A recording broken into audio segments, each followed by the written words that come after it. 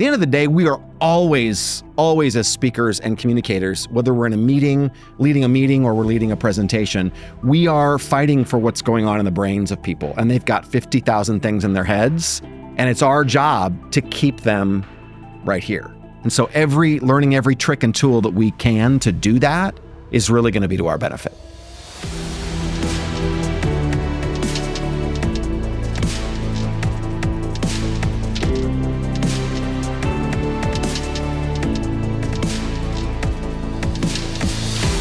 Hello and welcome to the Care to Lead podcast. Today we have renowned expert in the field of presentation coaching, Matt Moran. With over 2 decades of experience, Matt has been coaching professionals globally, including Fortune 500 companies, helping them master the art of public presentation.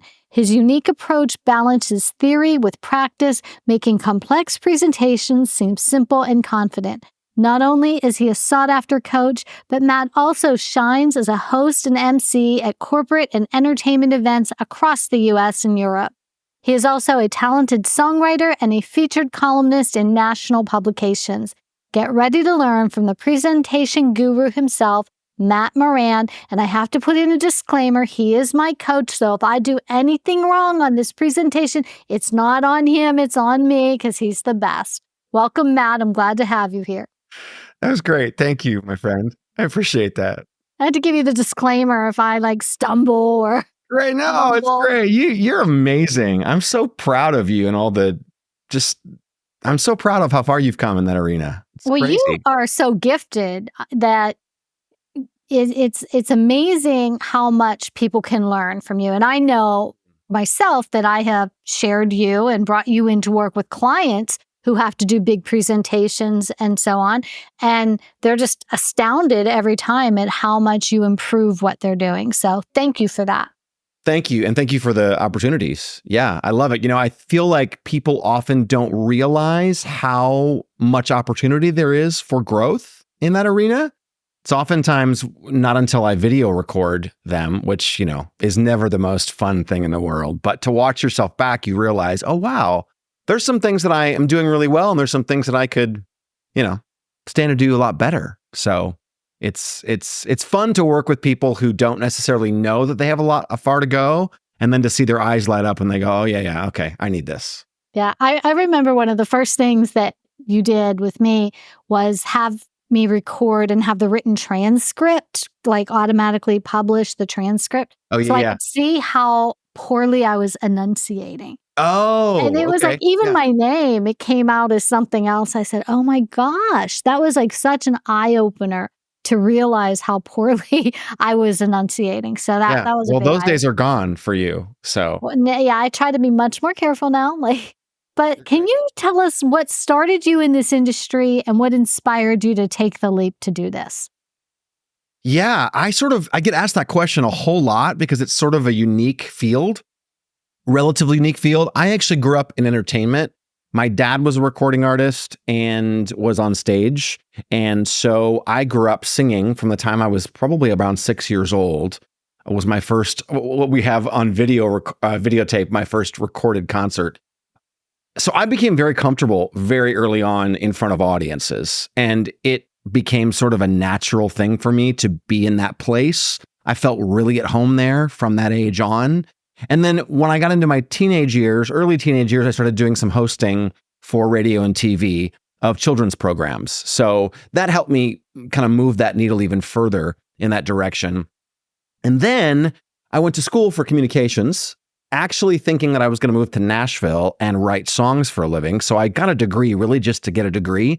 But while I was at school, I realized I love learning about the intricacies of how people communicate, what works, what doesn't, etc. So when I graduated, I came to Nashville, wrote songs, didn't really enjoy the process of doing it for a living, and then started moving into putting those two skills together, which was my entertainment background and my love for sort of the intricacies of the communicative process. And when I started coaching in this arena, I knew right away it was like square peg, square hole. I just felt like this was where I was meant to be. I've said this a lot, but I have a parent who used to say, you can tell in what direction you're supposed to go in your life Number one, by what makes you feel alive on the inside. And number two, what other people tell you makes them come alive that you do. And that was where those two roads met for me. So I have been doing this for almost 18 years now. And it's still just such a fantastic job. Like, I love that I get to help people become better, not only professionally, but one of the things I love hearing from folks is, I thought this was going to help me just in my professional world, but now I communicate more effectively with my spouse at home and with my kids. And I find myself in the hallway talking to a colleague and just carrying myself differently. So it affects every aspect of people's lives. And that to me is, for lack of a better word, it's just so rewarding to feel that. So something you said that I just want to unpack a little bit, because I don't think our listeners necessarily always connect speaking and presenting with communicating. I'm going to stand up here and I'm going to do a speech, or I'm going to do a thing. So they're focused. It's almost like a job interview. They're very self-focused. How am I presenting? How am I getting my point across? But it's actually much more of a dynamic type of communication. Can you dive into that a little bit more? Yeah, that is often the case. And it kind of works both ways, in the sense that oftentimes when we get up to present, we 9 times out of 10, if we're not really conscious of it, we tend to communicate to an audience in the way that we like to be communicated to, right? We speak in a certain way, a certain timbre, a certain speed of speech. We tend to communicate only those points that we would probably automatically or naturally communicate in a one-on-one communication setting or scenario with a spouse or with a colleague. But what we don't realize is that when we jump onto that stage, whether it's in front of 8 people or whether it's in front of 800, we have a lot of different personality types in that audience, and they all need a specific kind of communication, very similar to how we would talk to one of our children differently than another, or talk to our spouse differently than we would to a colleague, right? So it's that sort of aha moment when I work with clients and they go, oh, this really is an art form. Like, you really do have to think about who your audience is when you're sitting at your desk, sitting in front of your laptop, constructing your message, because it is a message. Every time we open our mouth to speak, we're communicating something. And the question I always encourage my clients to ask is everything you're doing, from how you're standing to what you're dressed like to how your hair is combed, everything you're doing, speed of speech, is it in alignment with what it is with the message that you are wanting to send? And a lot of times what they find is that, there are some areas where it's not in alignment. So thinking about communication thinking about presentation, not in terms always of presenting, but really it's just communicating. That's all it is, really. And it's learning how to understand the needs of our audience in order to construct a message that targets those needs in a really specific and unique way. That's very well said. It reminds me of something that I tell clients when they're doing a resume. I will tell them that your resume has to speak to different kinds of learners. So you have to have something in there for that person who just wants a bulleted list. You have to have something in there that's going to appeal to that person like me who wants a whole story and explanation. Right. So your resume has to be done that way in order to get the interview. And then when they get the interview, they can follow like some of the stuff you're saying. It might be a group interview where you've got to be able to communicate your message to 7 or 8, or even in your case, 800 different people in one session. So that's kind of challenging. What tips do you have? Well, it's funny you bring that up, because I actually call it playing whack-a-mole with your audience. It's like you really it's a dance of some sort, right? Because if we're focused on just one type of audience member, let's say an audience member who likes high-level bullet points, we're going to miss out on all the audience members who need more detail. So as far as tips, one of the first things to do is to make sure that you're starting off your presentation with a BAM, because the opening of your presentation really sets the tone for the rest of your presentation. And if you start off on a not so great note, it's going to be tough working your way back up. But if you really nail it out of the gate, you set a standard for yourself that even if you tend to slip a little bit as you go, you have this sort of plumb line that you've created, and you can go back to that place relatively easily. So when I encourage people in their opening of their presentation to really go after the needs and wants of their audience, one of the things I'll ask them to do first of all is just say, number one, who is in my audience? Like when you're sitting down at your desk to present, who are these folks and what are their needs and wants when it comes to this topic? What are they wanting to walk away with from this? Too often we ask ourselves as speakers, what do I want to talk about? And you hear speakers often say that. Today, I'm going to share with you. But they don't step back and they don't go, what is my audience wanting to get from this? And that's something that you as a speaker want to speak to right out of the gate is their needs, their wants, their desires. So I can give you a quick example if you're open to it. Yeah, absolutely. Is that okay? Absolutely. So let's say that, for example, that you're an author and you're speaking to a room of would-be authors, people who would like to be published, and you're a successful author. One of the things I've seen many times is an author or a speaker go into a room and they say, good morning, my name is, Jack Johnson. And today we're going to be talking about how to write books that could potentially get published. So that is a way to open up a presentation. Now, no one's going to run out screaming because it's horrible, but it's pretty old hat, right? And it doesn't necessarily speak in a really strong way to the needs of your audience. So a different way to open that would be to say, good morning. Question for you. How many of you, if you're really, really honest with yourselves, have ever gotten up in the morning, opened up the newspaper or maybe your iPad in the New York Times and gone to the bestsellers list and fantasized about seeing your name at the top of that list? Anybody, if they're honest, willing to admit that in the room, right? Now, what have I just done that's different, right? I've appealed directly to what they are wanting in a creative way that gets them thinking and it gets me relating to them. So automatically they know this guy gets it. Like he gets what I'm after. And all I did was ask a question.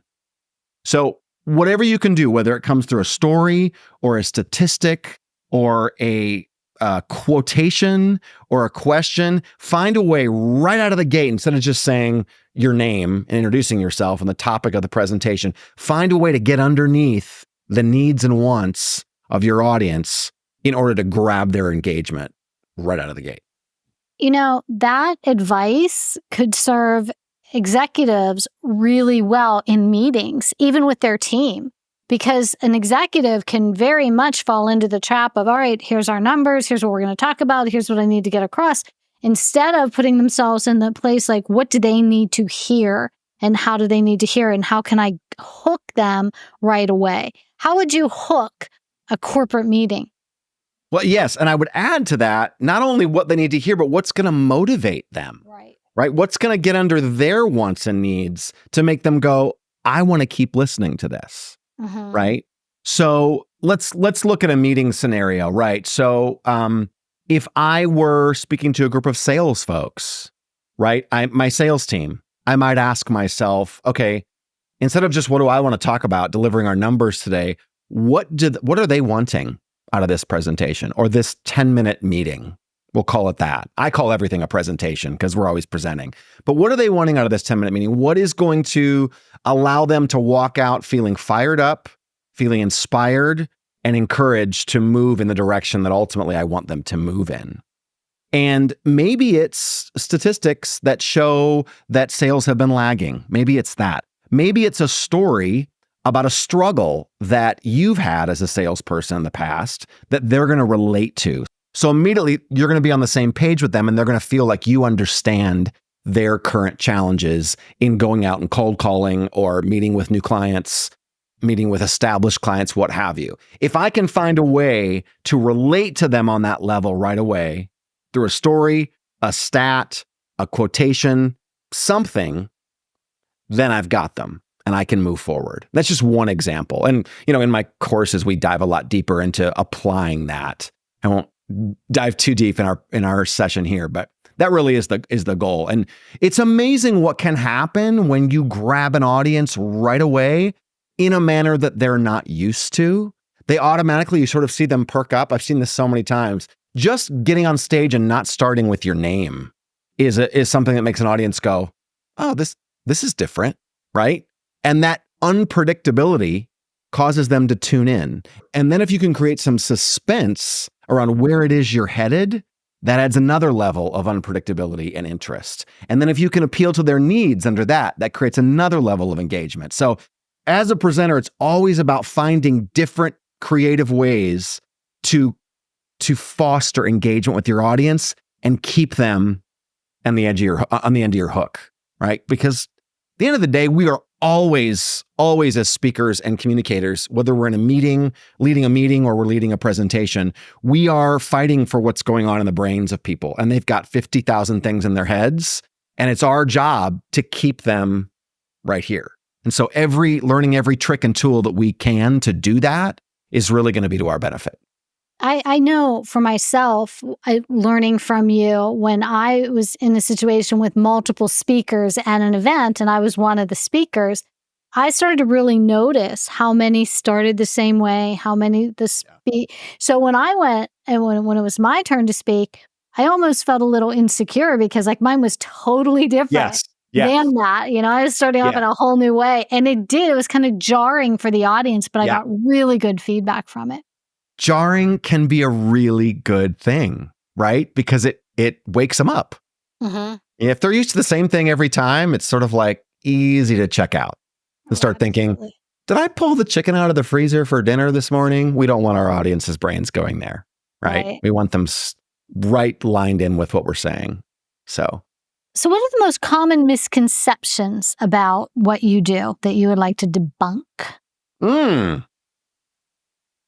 Gosh, I love that question. I don't think I've ever been asked that question before. Common misconceptions. I think one of the misconceptions, this is a big one actually, is that I try to turn people into me as a presenter.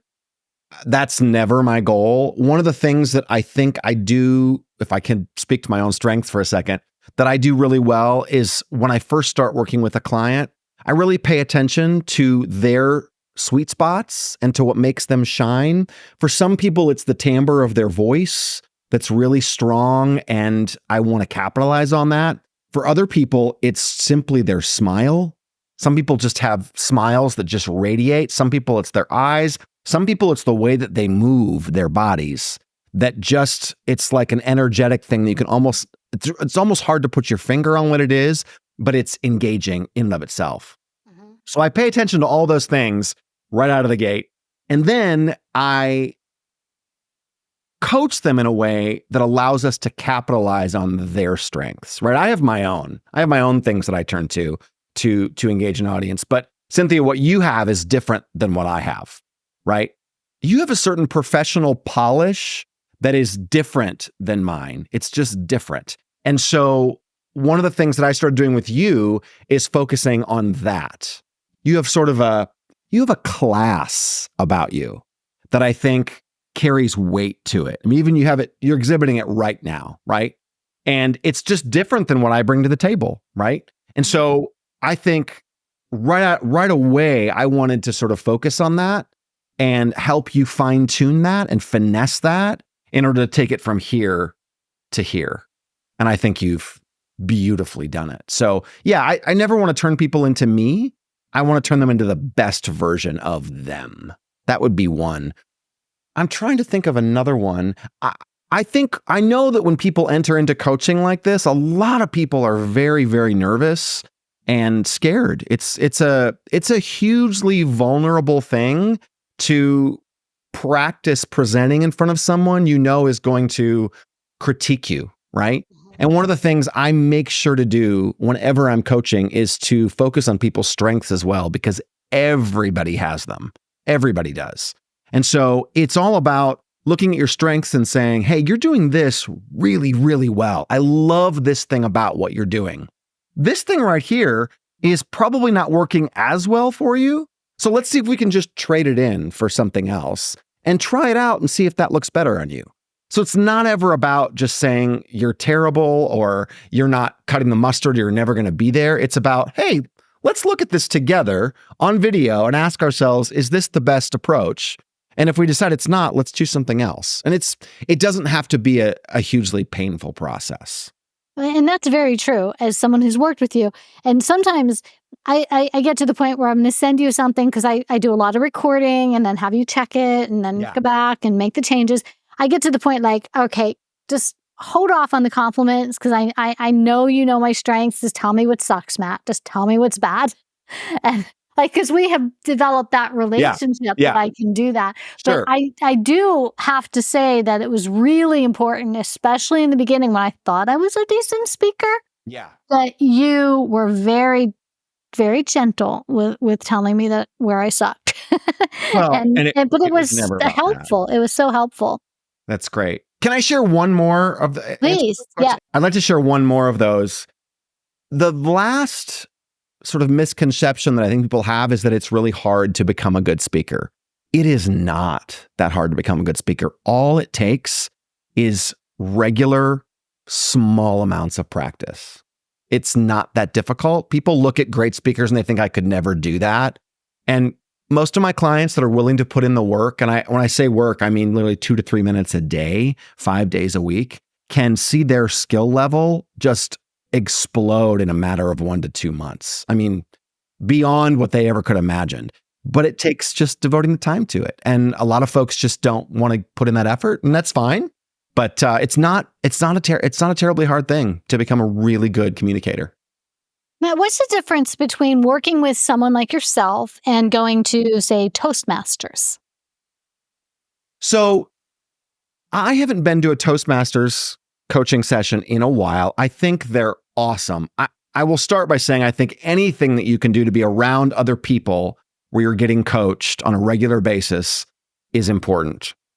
What I think I bring to the table that is different and unique from Toastmasters is that I really, really work to fine tune someone's individual skill sets, right? And talents. It just speaking to what I said a second ago. Toastmasters a little bit more of a broad approach. And again, it's great. I really like to hone in on my clients' skill sets and really find out what's going to work for them. And then once we really find that out, I love working with them on their specific presentations to help tweak them to make them just extraordinarily engaging. And what's great about it is as people go through my coaching, I mean, you've learned this, you barely need me anymore. I mean, at the beginning, it was like I was kind of holding your hand as we walked through the process. And now you have all these tools and you come back to me and you just say, fine tune this for me, Matt, or finesse this a little bit, or can you give me some feedback? But I mean, we don't have to spend that much time on it because you've learned those skills. And I think that's one of the unique things about coaching like this is that's kind of I like to work with folks so that eventually they barely need me anymore. Mm-hmm. That's my goal. I love that. And I'm curious to know what like your perfect client is. Like who are the people? Does it have to be someone like I have to have a TED Talk coming up or, who's your ideal client? My ideal client would be someone on a really foundational level who just values personal and professional growth to the degree that they are willing to put in just a little bit of time every day to see it happen in an extraordinary way. I don't particularly need to work with someone who gives big speeches. If someone comes in and says, I only deliver, company updates every week in a small meeting, that is an opportunity to become a great message bearer or speaker or communicator, whatever word you want to put to it.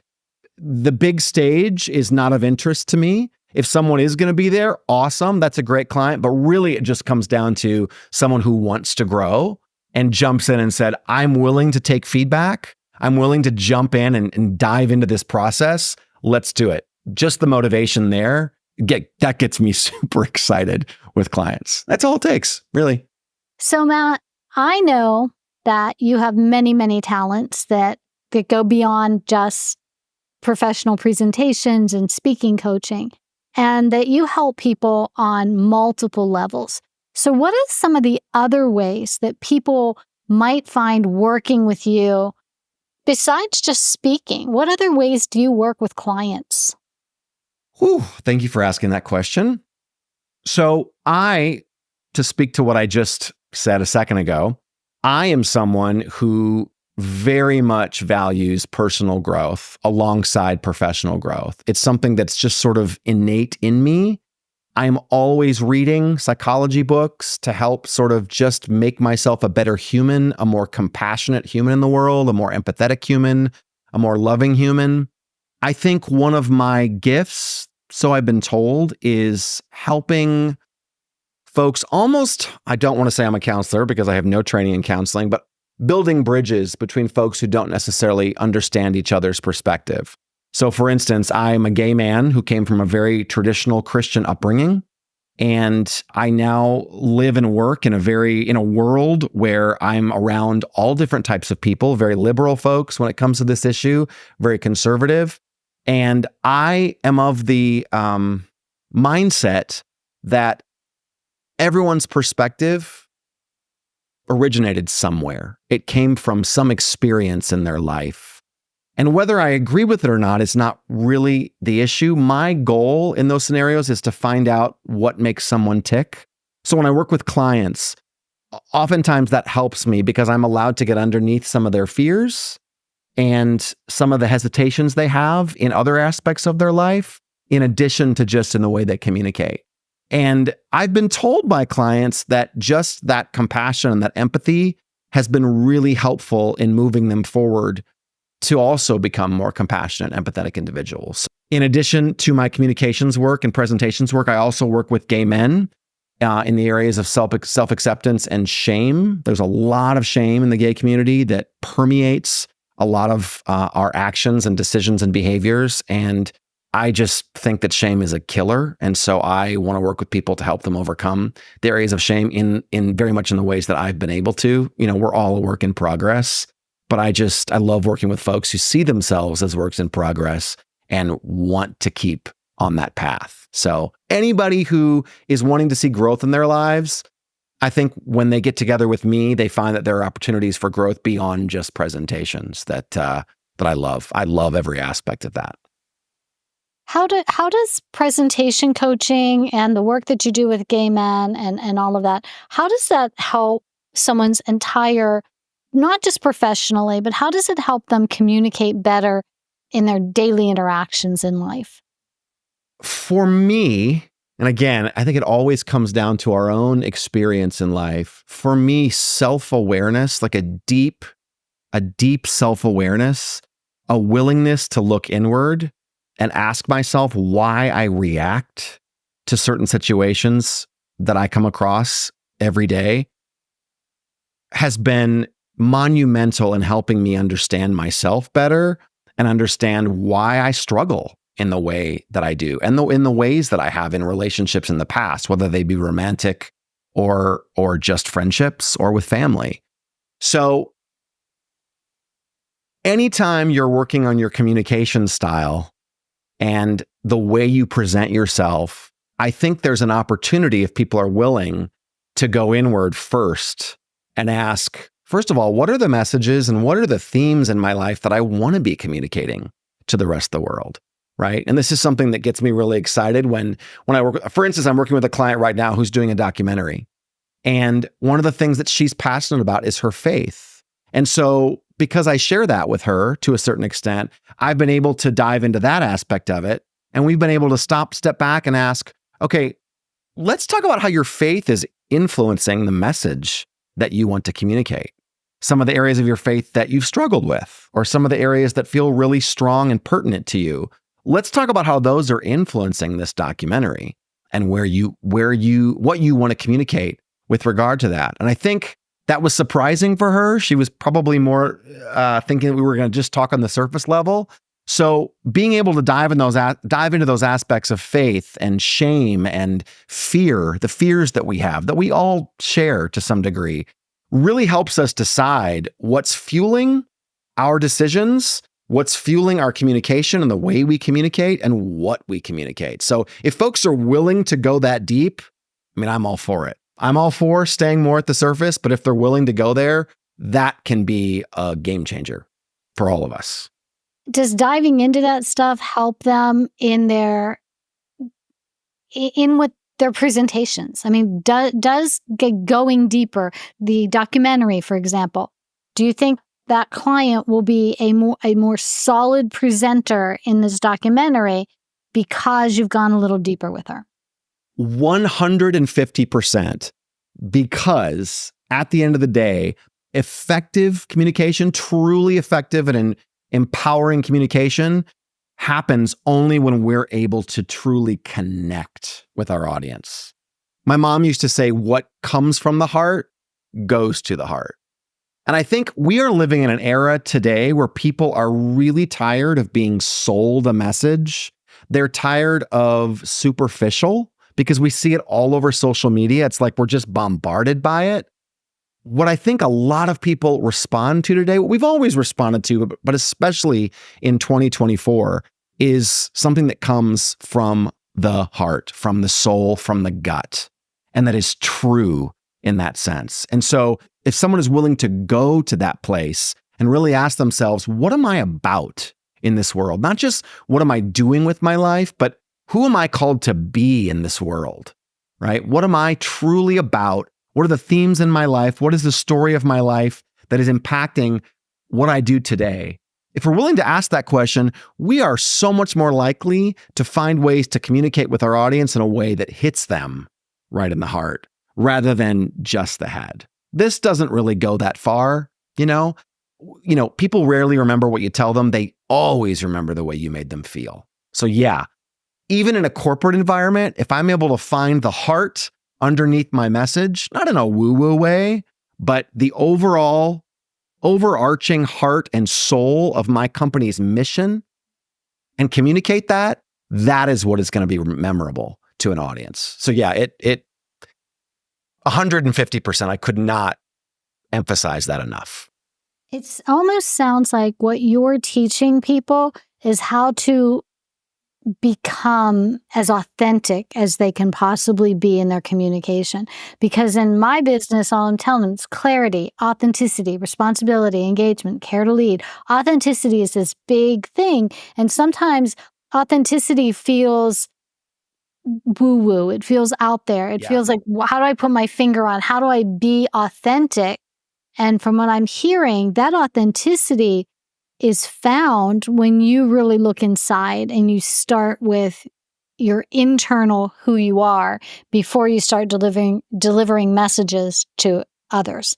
You said it as good as I could possibly say it. Yeah, absolutely. I think, let's be honest, authenticity takes vulnerability, which can be really, really scary. I was talking to a therapist friend of mine recently, and she works with a lot of corporate folks. And she said to me, people often think that when you dive into personal growth, it's going to be just this like cloud nine experience. And it can be really, really painful. It can be really, really hard. Similar to how starting a new business can be really, really hard. There's a lot to wade through, a lot that we often have to face that feels gross and ugly. And we often have to dive into shame that we've been carrying around for years. Dark drivers, like the name of your book, right? Plug. And it can be scary. But we know that those of us that have been through it know that at the end of that tunnel is this newfound freedom and beauty and joy and fulfillment that really couldn't have come had we not dove into those pools. Mm-hmm. And so, yeah, authenticity is gorgeous. I just never want to diminish the struggle that it often takes to get there, because it is work. It is work, and it's work that is well worth the fight and well worth the effort, in my experience. So something that I want our listeners to know about Matt Moran is that you work not only with just regular people doing documentaries or regular business leaders doing a weekly meeting. You also work with celebrities. You're everywhere. You're on all levels. So no one should say he's out of my league, or he works with corporate. He doesn't work with entertainers. He works with gay men. He doesn't work with other people. Your talent goes across so many different lines. So for our listeners who want to learn more about your work, how can they best connect with you and your business? The best way is to just shoot me an email or give me a phone call, honestly. I mean, websites are great, but they're a website and I have to, cater it sort of to the corporate audience for the most part. That's kind of where my website leans. But I love just a one-on-one conversation with somebody. If they're local, I'll grab coffee with them or lunch or I'll sit on the phone with somebody for 45 minutes to an hour and just hear their story and where they're coming from. And we'll decide if continuing working together is something that we want to do, or if I can pass them on to somebody that I think is going to be a better fit for them, which I've done in the past, is also something that I'm willing to do. I just love getting to know people who are jumping into life and wanting to do the hard work to get to where they want to go. That excites me. So any conversation that I can have with someone who's in that place is going to be a time well spent for me. Is there any one thing you want our listeners to walk away with from hearing your message today before we wrap it up? I will speak to just the presentations piece.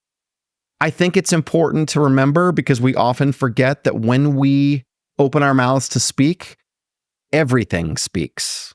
Everything we're doing, everything that we present physically, whether we roll our eyes when we're talking, look up, look down, don't make eye contact, our tone of voice, everything is speaking. And I think in my experience, it is so worth the time and energy it takes to find out from other people, whether it's a coach or colleagues, what we're communicating, maybe unconsciously when we open our mouths to speak. It's worth it because oftentimes we don't realize it. And having that information can be really powerful in moving us closer toward our goals. That is excellent. How's that? Excellent advice, Matt. Okay, good. So I want to thank our listeners for tuning in to the Care to Lead podcast today. If you found this episode valuable and you want to stay updated on our latest interviews and insights, remember to subscribe to our YouTube channel or find us on your favorite podcast platform. We look forward to having you join our community of engaged listeners. And until next time, remember that leaders who care to lead.